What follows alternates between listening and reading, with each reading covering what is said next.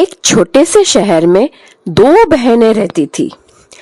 एक खूबसूरत थी, उसका नाम सोना था, और जो दूसरी थी उसकी नाक लंबी थी, उसकी आंखें भी बड़ी बड़ी थी और उसका नाम सिम्मी था। उनके माता पिता दोनों की बड़े ही लाड प्यार से परवरिश कर रहे थे। जैसे दोनों बड़े बड़े होने लगे तब सोनू के साथ लोगों का व्यवहार अच्छा होता था। उसके साथ सब दोस्ती करना चाहते थे। डांस और ड्रामा में भी टीचर सोनू का नाम आगे कर देती थी। सिम्मी के साथ कोई बात नहीं करना चाहता था। उसको सब चुड़ैल डायन कह कह के क्लास में चढ़ाते थे। वो क्लास बेंच में भी अकेली ही बैठती थी। अंदर ही अंदर वो बड़ी उदास थी।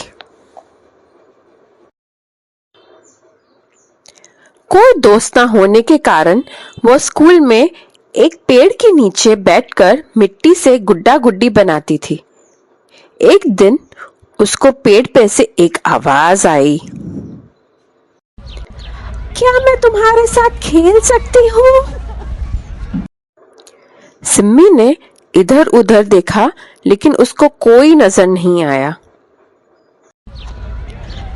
इधर ऊपर देखो ना।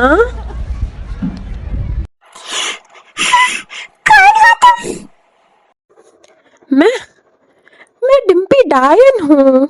उदास लोगों के पास पहुंच ही जाती हूँ। एक छलांग लगा के वो अपने झाड़ू से नीचे आई।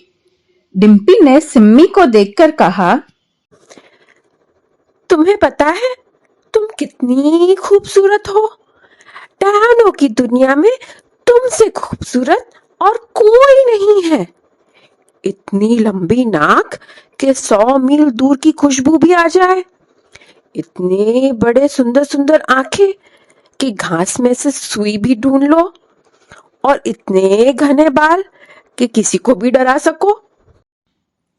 सिम्मी अपनी तारीफ सुन के बहुत खुश हो गई। उसको लोगों की कड़वी बातें और ताने याद आ गए और वो फिर से उदास हो गई। ना मेरी बच्ची, तुम बिल्कुल उदास ना हो। डिम्पी ने एक मंत्र बोला, सुनसान देखकर एक जादुई आईना पेश कर।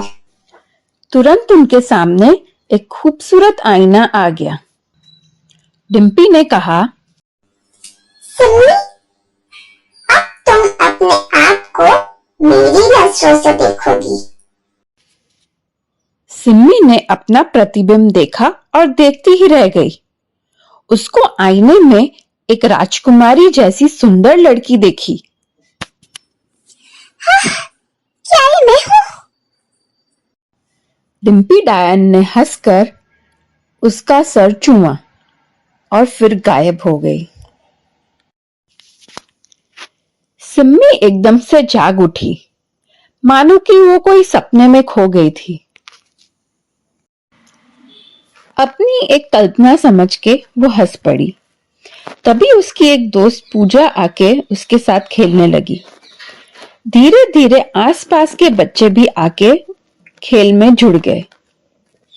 सिम्मी अब बहुत खुश थी।